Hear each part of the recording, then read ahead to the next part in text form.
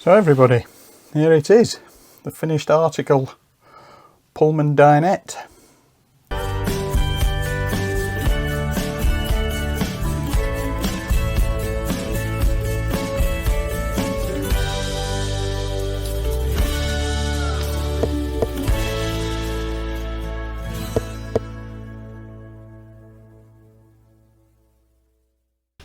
Come here, don't hide.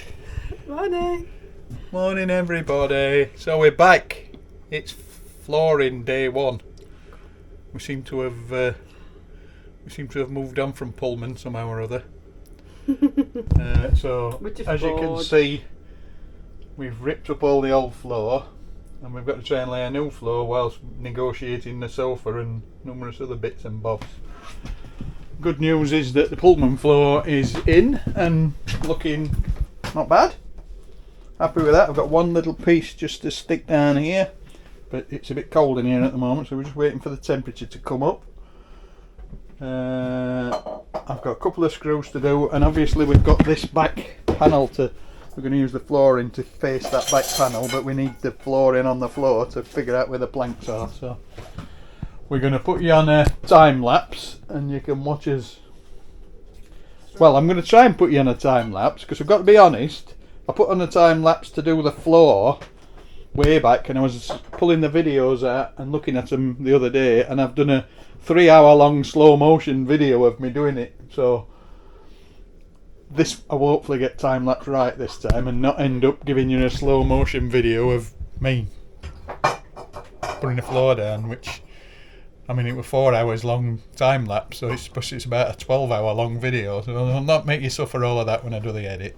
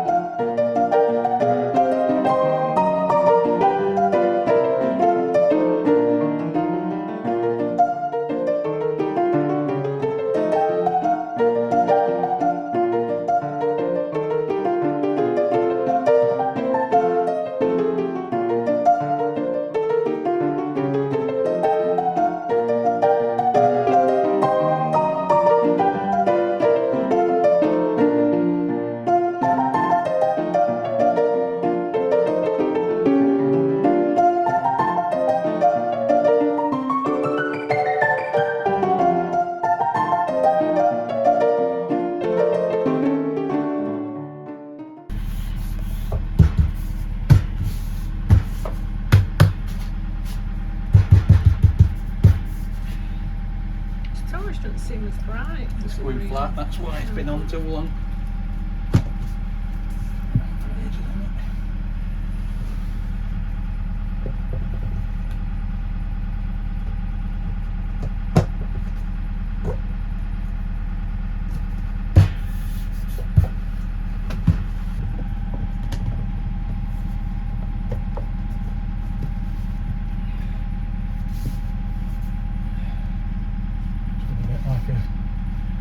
Piece of oak or something just a strip to cover it over there and there. Behind sofa for the time being. So.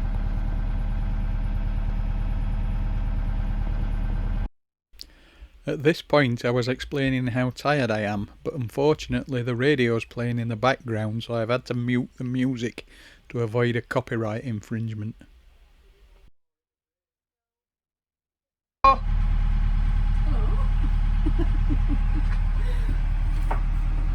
So, we're halfway down ish. Very nice it looks too. She says. I'm happy. Managed to put that bit on there, they're all glued on there.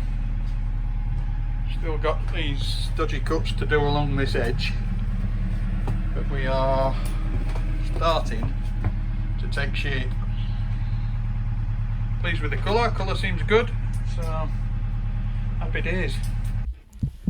So at this point I've got the same problem with having the radio on in the background, so we don't want any copyright infringement, so I'll voice over for you Obviously I'm cutting the more detailed pieces of vinyl at this point, and we use a scrap piece of vinyl to lay the marks onto the piece that has to be cut.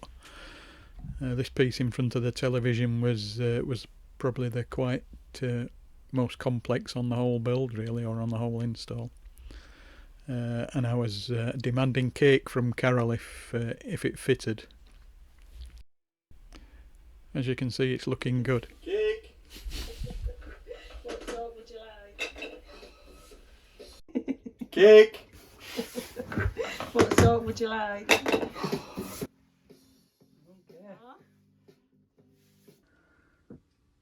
So, it's done. Well, the main bit's done. We can put the sofa back. We're both knackered. But it's looking reasonably good, I think. Carol, what do you think? Yeah, I'm thrilled to bits with it. It's really good. So, Very happy. We'll give it a shot. It's getting dark now, so we're working with false lights, but we'll give it a shot in the daylight. Once we've got the table and the other stuff back where it belongs and done the last little bit. There's just a little bit left to do in front of the new Pullman. And the flooring's complete. Then we've got to do some oak capping on the top of the Pullman there, top of the seat, just to make it, just to finish it off. But it's looking good. Yay! Right, back to work. This morning's little escapade is we need an oak trim piece for across the top of the back of the new diner chair, or the Pullman diner chair. So the game plan currently is to fashion it out of the leftover piece of table. So we bought this worktop. It's a breakfast bar worktop to cut the main table out of, and obviously there's a chunk left over. So I think I'm going to try and cut out some 40mm pieces and then rebate them with the router so that they can be fitted down and maybe rounded off with the router again. Today I think we'll just get them cut, maybe fashion the rebate into them and then take them back to the boat, see whether they look alright. Unfortunately it's not long enough, so I'm going to have to make it out of 2 pieces, but that shouldn't be a problem, I don't think. We'll take it back, see what it looks like, and then move on from there. A bit oversized to allow for the planing.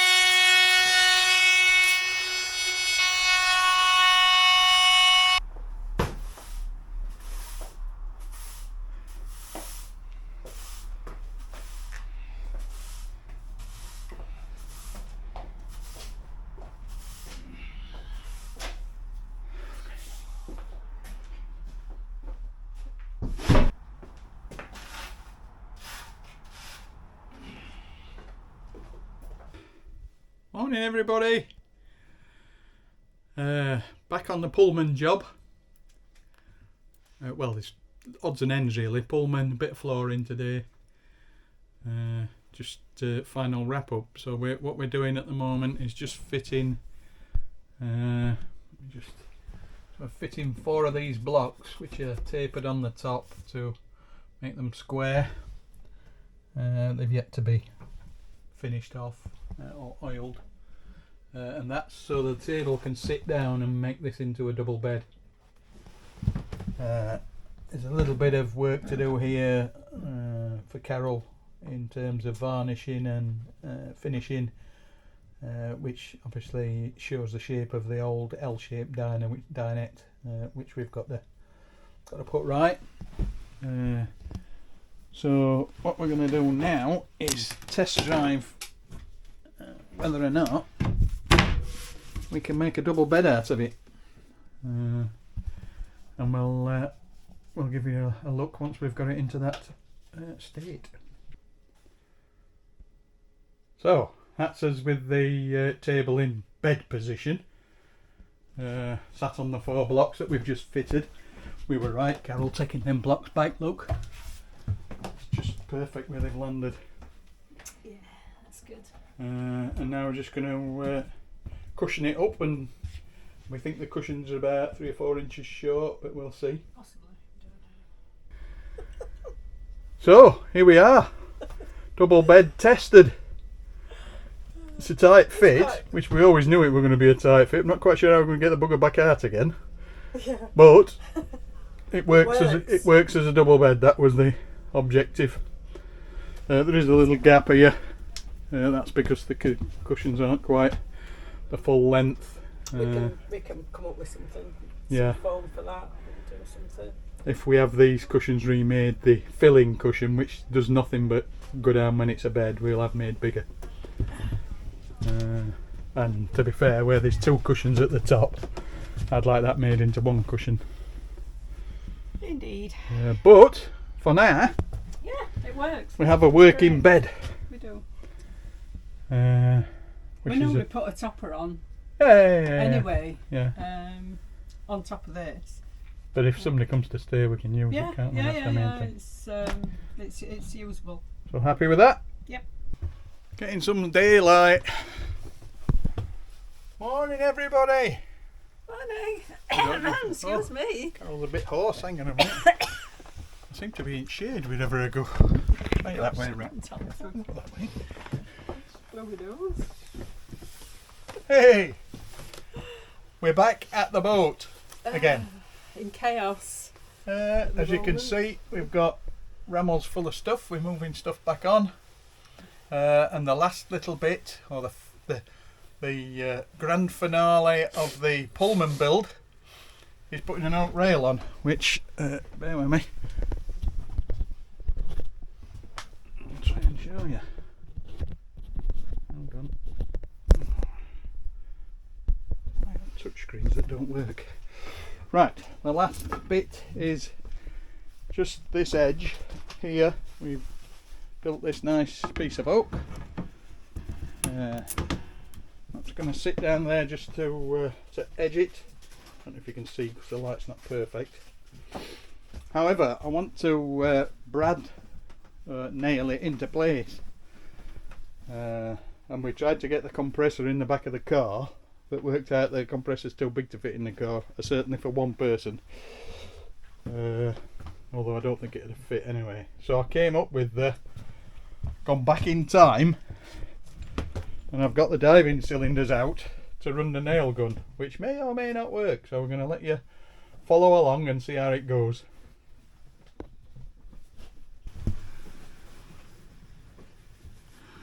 Okie dokes, I'll apologise for the lighting because it's a bit dingy, but so our oak rail just tops off this edge and the corner, made from the same timber that the table's made out of. And the idea is to pin it into place. So it's a bit of a wing and a prayer job initially. I'm hoping that